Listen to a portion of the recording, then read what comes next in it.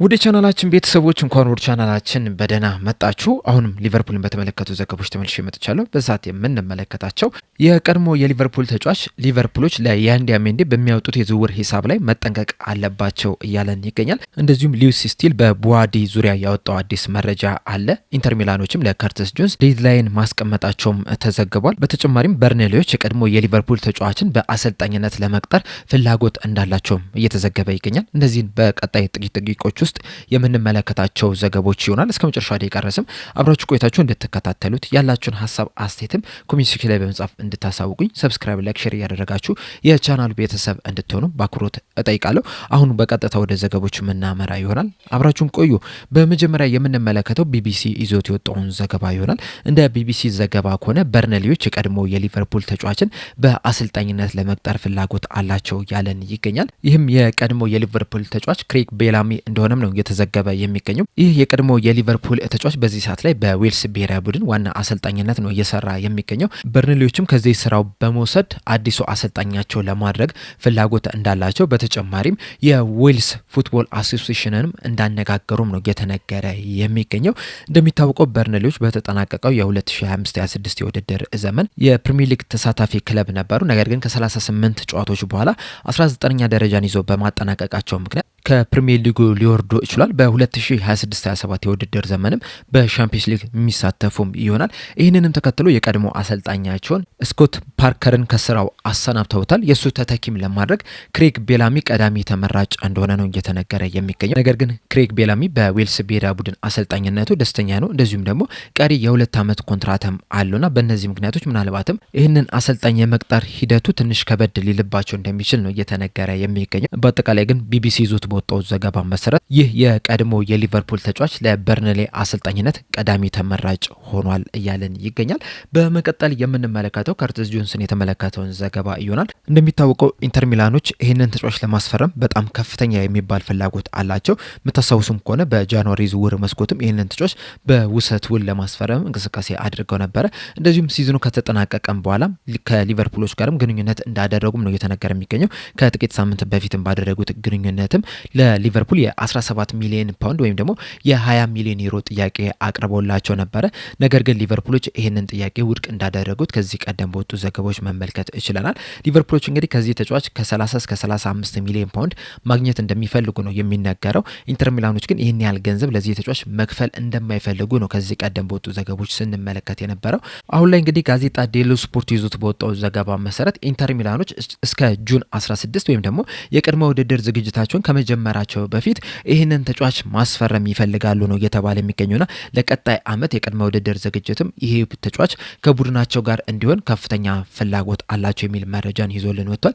ነገር ግን ደግሞ እስካሁን ድረስ ባሉት መረጃዎች መሰረት ኢንተር ሚላኖች መጀመሪያ ላይ ካቀረቡት የ17 ሚሊዮን ፓውንድ ወይም ደግሞ የ20 ሚሊዮን ዩሮ የዝውውር ጥያቄ ከፍ ማለት እንደማይፈልጉ ነው እየተነገረ የሚገኘው።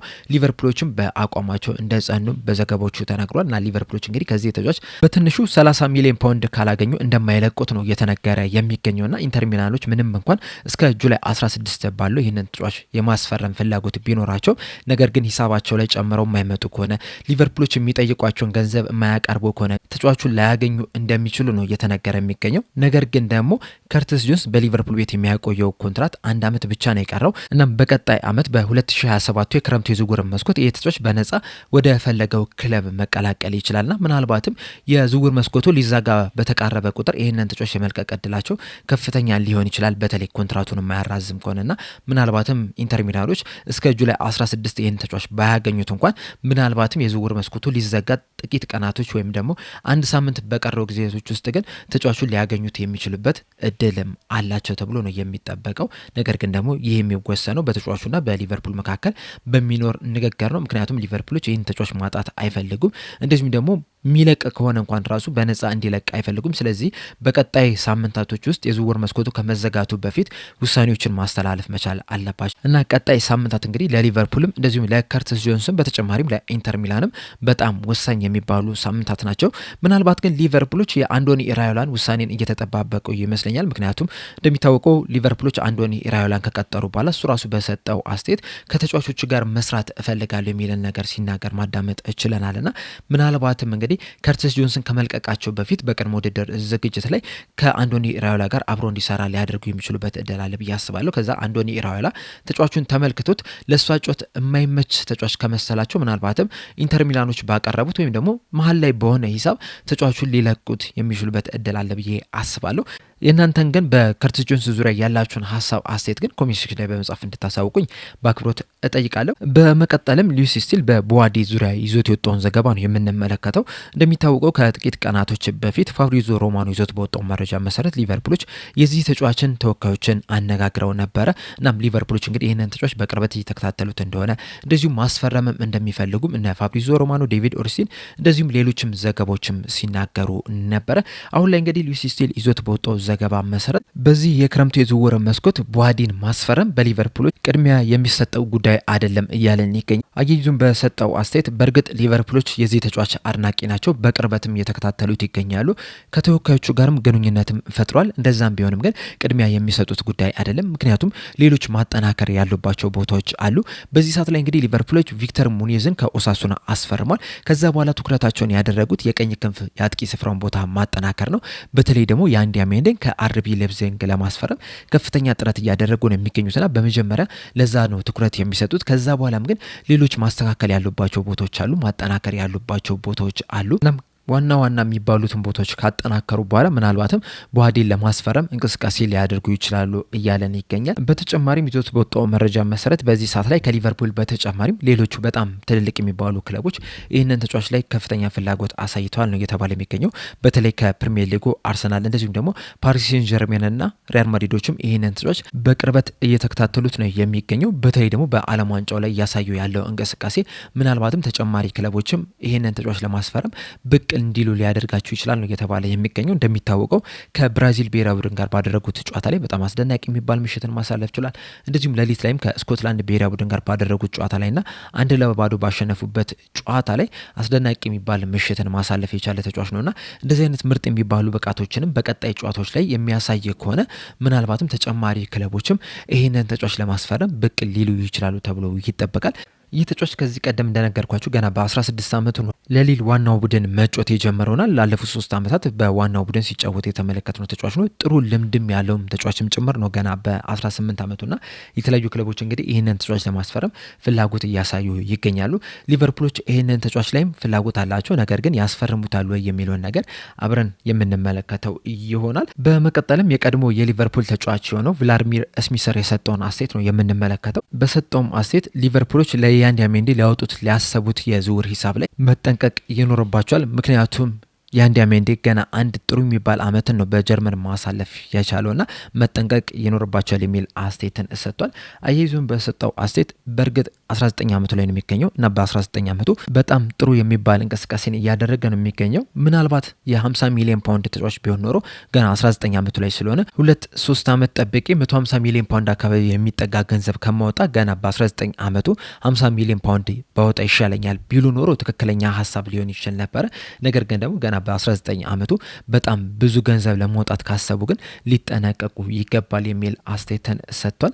በተጨማሪም በሰጠው አስተያየት በእርግጥ በዚህ ሰዓት ላይ ሊቨርፑሎች ጠንካራ የሚባል የቀኝ ክንፍ አጥቂ ተጫዋች ያስፈልጋቸዋል።